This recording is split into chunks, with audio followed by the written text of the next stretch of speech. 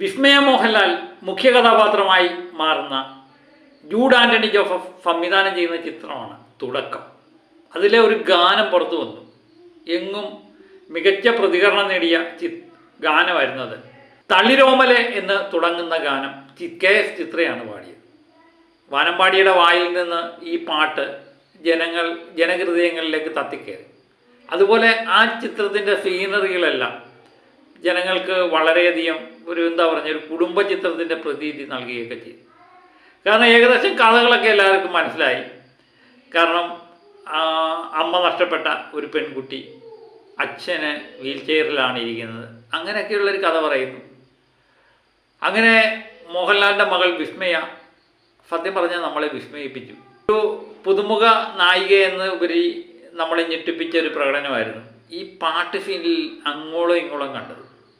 അവരുടെ ചിരിയായാലും അവരുടെ അഭിനയത്തിൻ്റെ ചില മേഖലകൾ മാത്രമേ നമുക്ക് കണ്ടുള്ളൂ. ചിത്രം പൂർണ്ണമായിട്ട് കണ്ടില്ല. ഒരു പാട്ടെന്ന് പറയുന്ന 5-6 മിനിറ്റ് നടക്കുന്ന ഒരു പാട്ടിനകത്ത് വന്നു പോകുന്ന ഭാവങ്ങളും രൂപങ്ങളും ഒക്കെ നമുക്ക് ഇഷ്ടപ്പെടുന്ന രീതിയിൽ തന്നെ അവതരിപ്പിച്ചിട്ടുണ്ട്.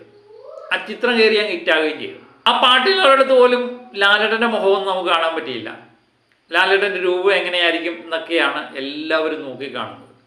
മോഹൻലാൽ ഈ ചിത്രത്തിനുണ്ട് എന്ന് നേരത്തെ തന്നെ പുറത്തു വന്ന വാർത്തകളാണ്. ഒരു മുഖ്യ കഥാപാത്രമായി ലാലേട്ടനും കൂടെ ഈ ചിത്രത്തിൽ എത്തുന്നു.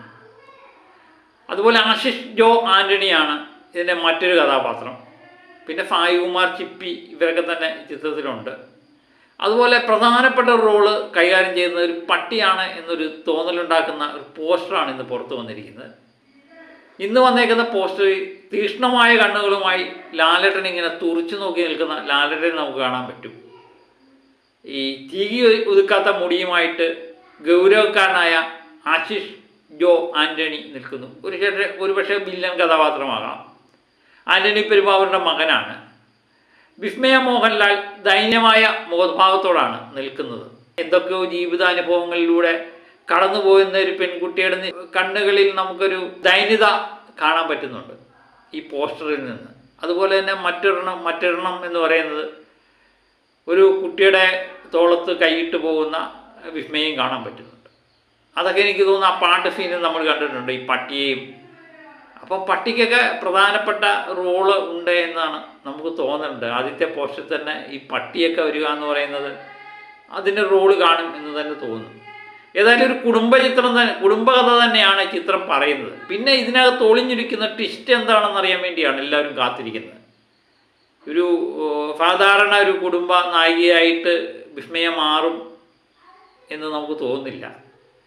ഇതിനകത്ത് വേറെ പല ട്വിസ്റ്റുകളും ഒളിഞ്ഞു കിടപ്പുണ്ട് എന്ന് നമുക്ക് നിസ്സംശയം പറയാൻ പറ്റും. അതുപോലെ ലാലേട്ടൻ്റെ കഥാപാത്രം എന്താണ് എന്നറിയാനുള്ള ഭയങ്കര താല്പര്യവും എല്ലാവർക്കും ഉണ്ട്. ഏതായാലും ഈ പോസ്റ്റർ സോഷ്യൽ മീഡിയയിൽ തരംഗമായി ആഞ്ഞടിക്കുകയാണ്. നേരത്തെ തന്നെ ഈ ചിത്രത്തിൻ്റെ ആദ്യ ഗാനം ഇറങ്ങിയപ്പം 1 മില്യണിൽ കൂടുതൽ ആൾക്കാർ ഇത് കണ്ടു കഴിഞ്ഞിരിക്കുന്നു എന്നുള്ളതാണ്. അതുപോലെ ഹിറ്റായൊരു പാട്ട് തളിരോമലെ എന്ന ഗാനം. വളരെ നാളിന് ശേഷം ഒരു തളിരോമലെ എന്നുള്ള ഗാനം ഈ ചുണ്ടുകളിലൊക്കെ തത്തിക്കളിക്കുന്ന നമ്മൾ കണ്ടു.